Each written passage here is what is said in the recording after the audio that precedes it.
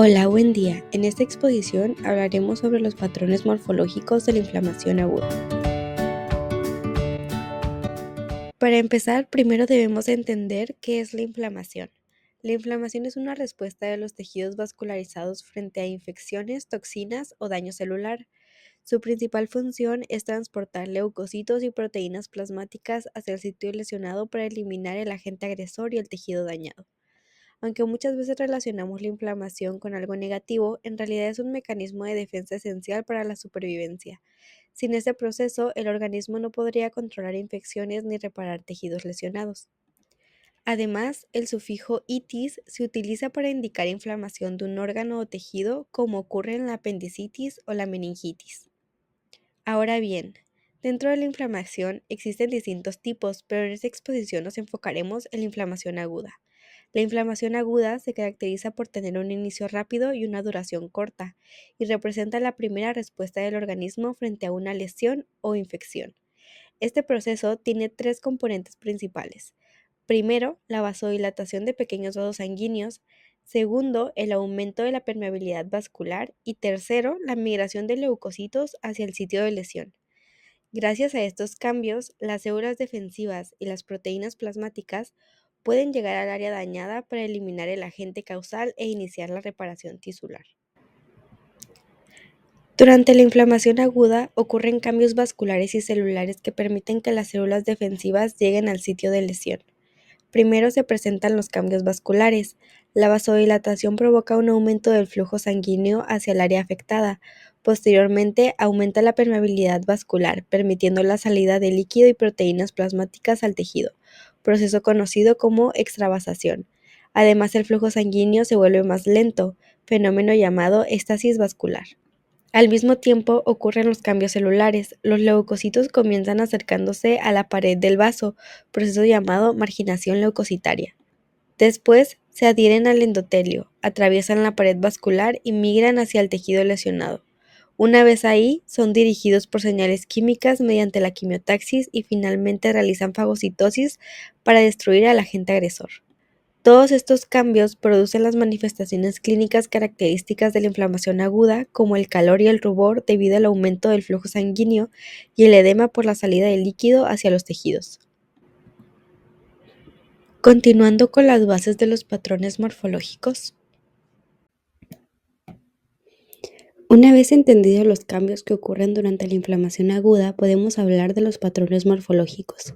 Los patrones morfológicos de la inflamación aguda son las diferentes formas macroscópicas y microscópicas que puede adoptar la inflamación en los tejidos, es decir, representan cómo se observa la respuesta inflamatoria tanto a simple vista como al microscopio. Estos patrones dependen de varios factores, como la causa de la lesión, la intensidad de la respuesta inflamatoria, el tejido afectado y el tipo de exudado que se forme.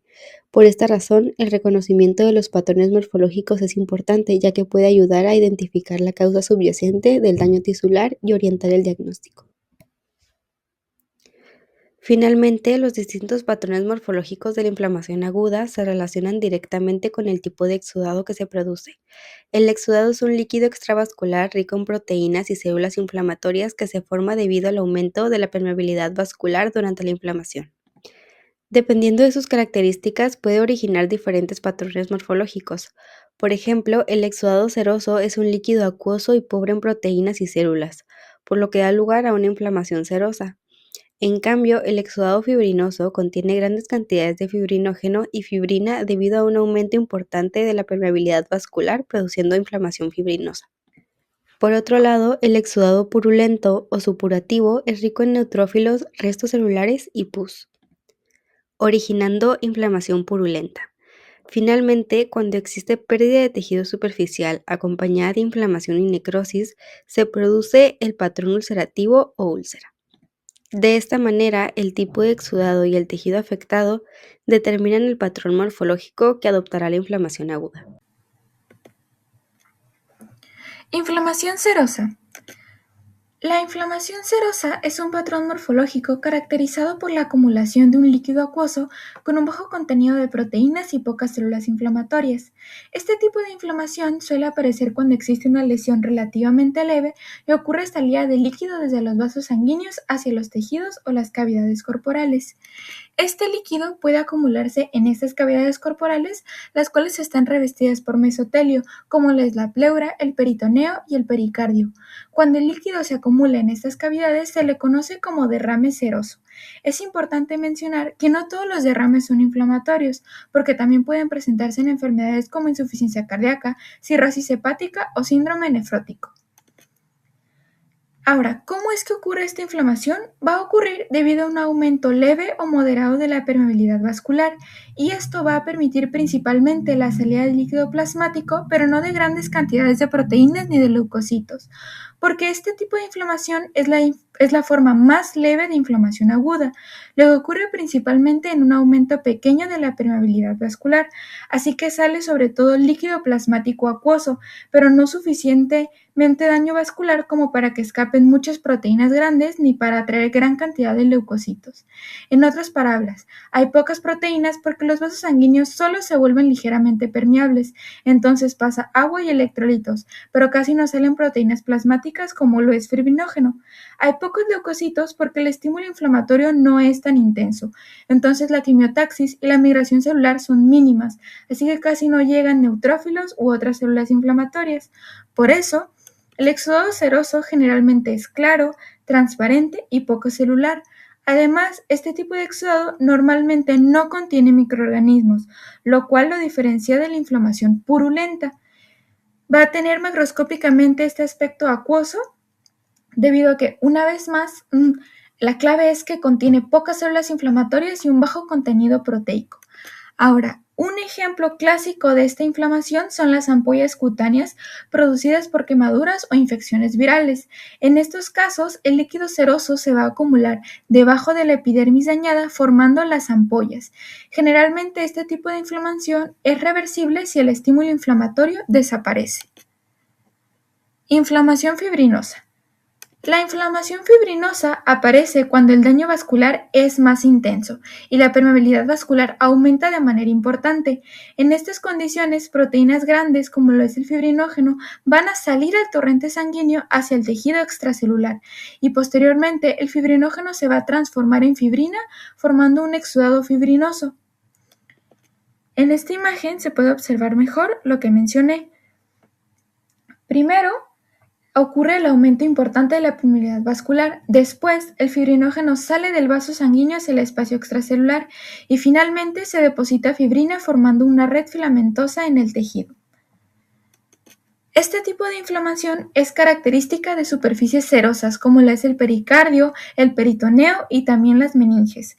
Macroscópicamente, el exudado fibrinoso va a tener un aspecto blanquecino, opaco y filamentoso. Clásicamente se describe con una apariencia de pan con mantequilla, especialmente en la pericarditis fibrinosa. Histológicamente, la fibrina se observa como un material rosado amorfo o como una red eosinófila de fibras en el espacio extracelular. La inflamación fibrinosa puede evolucionar de dos maneras. La primera es la resolución, donde la fibrina se va a eliminar mediante fibrinólisis y por acción de los macrófagos, los cuales van a fagocitar este exudado fibrinoso, permitiendo la recuperación del tejido. Y la segunda es la organización, donde la fibrina no se elimina y se estimula el crecimiento de fibroblastos y de vasos sanguíneos, produciendo así fibrosis y cicatriz. En el pericardio, esto puede ocasionar adherencias y limitar el movimiento normal del corazón. Como un ejemplo clínico importante, la pericarditis fibrinosa puede aparecer después de un infarto agudo al miocardio, infecciones o enfermedades autoinmunes. Otro patrón morfológico de la inflamación aguda es la inflamación purulenta o también llamada inflamación supurativa. Es un tipo de inflamación caracterizada por la producción de pus, un exudado formado por neutrófilos, residuos licuados de células necróticas y líquido de edema. Es causado principalmente por infección bacteriana que causante de necrosis tisular por licuefacción. A este tipo de bacterias se les denomina bacterias piógenas y un ejemplo de ellas son los estafilococos. En esta imagen observamos un tejido con inflamación purulenta que se caracteriza por un acúmulo de células licuefactas y una dilatación vascular en la periferia. Un ejemplo de una inflamación purulenta es un absceso, que son acumulaciones localizadas de pus en un tejido, cavidad o en un espacio confinado del cuerpo, que son causadas por la diseminación y la persistencia de la infección bacteriana. En estas imágenes observamos un ejemplo de un absceso en un tejido hepático, donde en la imagen macroscópica nos muestra una serie de puntos blanquecinos que representan a múltiples microabscesos.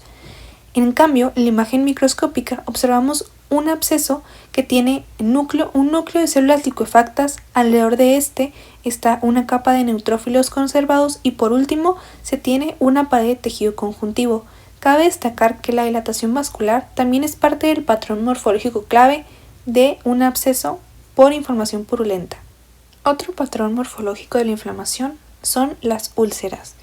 Las úlceras son defectos o excavaciones locales en la superficie de un órgano o tejido, que es inducido por una esfacelación de tejido necrótico inflamado. Se produce principalmente por la presencia de una necrosis tisular y un acompañamiento con inflamación local. Estas están presentes en la superficie o cerca de la superficie del tejido lesionado. ¿Dónde se localizan frecuentemente estas lesiones? 1. En las mucosas de la boca, 2. En el estómago, intestino o vías geniturinarias y 3. En la piel y tejidos subcutáneos principalmente las extremidades inferiores. ¿Cuáles pueden ser los factores de riesgo para adquirir ese tipo de lesión? Es tener alguna insuficiencia vascular. Puede ser presente por una enfermedad metabólica como el diabetes, por una anemia drepanocítica o por una enfermedad vascular periférica. La morfología de la úlcera tiene dos fases, la fase aguda y la fase crónica. En la fase aguda, de manera histológica, se encuentra una infiltración de polimorfonucleares, principalmente neutrofílicos, y una dilatación vascular en los bordes de la herida. En la fase crónica observamos una proliferación de fibroblastos en los bordes y la base de la herida que se van a denominar como cicatrización, además de un acúmulo de linfocitos, macrófagos y células plasmáticas. En las imágenes observamos una úlcera de tipo gastroduodenal, destacando que en la imagen microscópica se destacan los límites de la lesión por medio de la interrupción del epitelio, una leve hemorragia en la base y células inflamatorias en el borde de la herida. ¿Cuál es la evolución de estos tipos de patrones morfológicos de la inflamación aguda? Tenemos tres formas diferentes, pero primero hay que destacar que pueden haber algunos factores que afecten esta evolución, como puede ser la naturaleza y la intensidad de la lesión, la localización y el tipo de tejido afectado, además de la respuesta del huésped a la lesión. La primera forma de evolución es la resolución completa. La resolución completa ocurre cuando el daño es leve y cuando el tejido tiene una gran capacidad de regeneración. En este caso, el agente causante es eliminado y desaparecen las células inflamatorias y el tejido regresa prácticamente a su normalidad. ¿Qué implica esta resolución? Implica la eliminación de los residuos celulares y los microbios por los macrófagos, la reabsorción del líquido de edema por los vasos linfáticos y la regeneración del tejido. También tenemos la curación por reposición de tejido conjuntivo. Esta sucede cuando el daño es mucho más intenso o cuando el tejido no tiene la capacidad de regenerarse adecuadamente. Por tanto, el organismo reemplaza el tejido lesionado por tejido conjuntivo, formando una cicatriz. Ahora, aunque esto ayuda para reparar la lesión, el tejido cicatrizal no tiene la misma función que el tejido original.